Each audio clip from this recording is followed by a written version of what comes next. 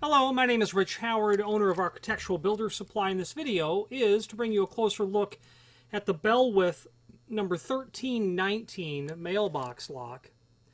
And that's what it looks like when you get it. It's on this carded packaging, a card. It's on cardboard. There is a link down below this video to the information that's on the back. We've called it instructions. Remove old mailbox lock by removing screws or turning wing clips, depends on how it's been installed. Position lock on mailbox, reinstall the screws, or turn wing clips into holding position. That's it. That's all that there is. So this video is really going to serve as visual and dimensional evidence of the item as well. This is a type of lock called a lever tumbler lock. And the construction of this lock has existed for a very long time. I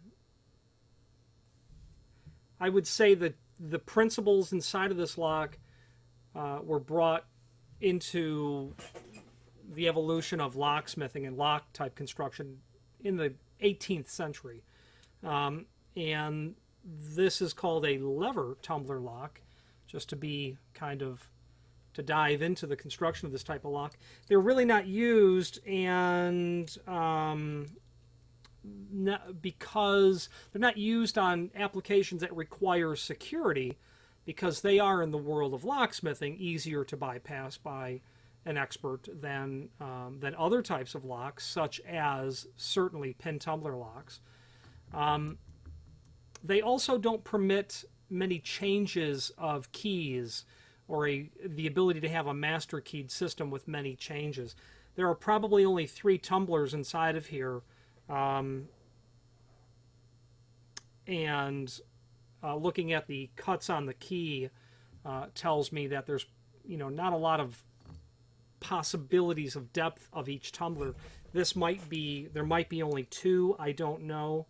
I wouldn't think there'd be more than 3.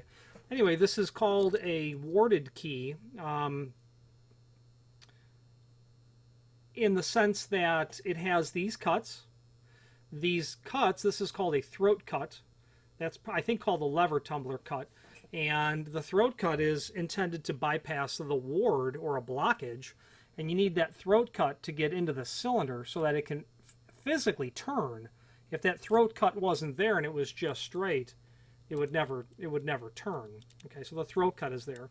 And what happens is the rest of this area lifts what's called lever tumblers into a position so that the fence on the lock bolt can travel through the gate or gated area and permit the bolt to travel back and forth.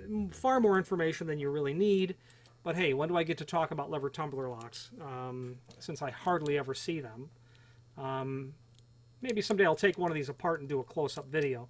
So back to what this is. They list these as keyed differently. I don't know how many changes there are. I would be mindful of how you're installing these to make sure that they, that the keying adjacent, if you're putting on the mailboxes, you might be sure to mix them up. Overall height of the mounting tab, about 1.75 inches. And if I were to go center to center, you could see that it's going to be right about 1.7 inches. Overall height of the body alone is about 1 inch. Overall width of the body, about 1.5 inches. That bolt is in the projected position, and that's about 3/16. It's got a height of the bolt only of about 7/16, and its thickness can't be more than 1/8 of an inch. Obviously in a brass type color. 2 keys are included with it. This key is, I believe, made of steel. Yeah, indeed. So if you were to have some of these cut, your locksmith may, even if they had the blanks, may not be able to cut them for you, because the locksmithing equipment, the cutters that are on them are not, you have to have a cutter designed for steel to cut a steel key. But if a locksmith had probably 5 minutes, he'd be able to just simply make a key for that. Okay. That stop that's on the tip, that's going to go all the way through and park itself on the inside here, and that's how the key knows that it's in deep enough to actually rotate. Anyway, like I said, too much information for a cheap lever tumbler lock. But if you were to get into lever tumbler locks, you would certainly discover a very interesting diversity of that technology dating from the 18th, 19th century. There were some lever tumbler locks that actually were called a detector lock, so that if somebody tried to manipulate the lock, pick it open, it would trip a mechanism and lock out any keys that would enter it, completely lock it out. So if you came home in England in whatever year, I don't remember the dates for the detector lock, and your key didn't work, you knew somebody had tried to pick it open. And then there were single lever tumbler locks, and there were double lever tumbler locks. Lots of varieties of that stuff. Very interesting history if you were to get into the history of locksmithing. Lever tumbler locks are a cornerstone of the type of locks that exist. You've got lever tumbler, disc tumbler, pin tumbler. You've got warded locks as well, which would take like a skeleton key. You wouldn't call this a skeleton key, but that's a different type of lock as well. And the construction of this lock goes back a couple of centuries and is a cornerstone of the history of locksmithing and the creation of locks.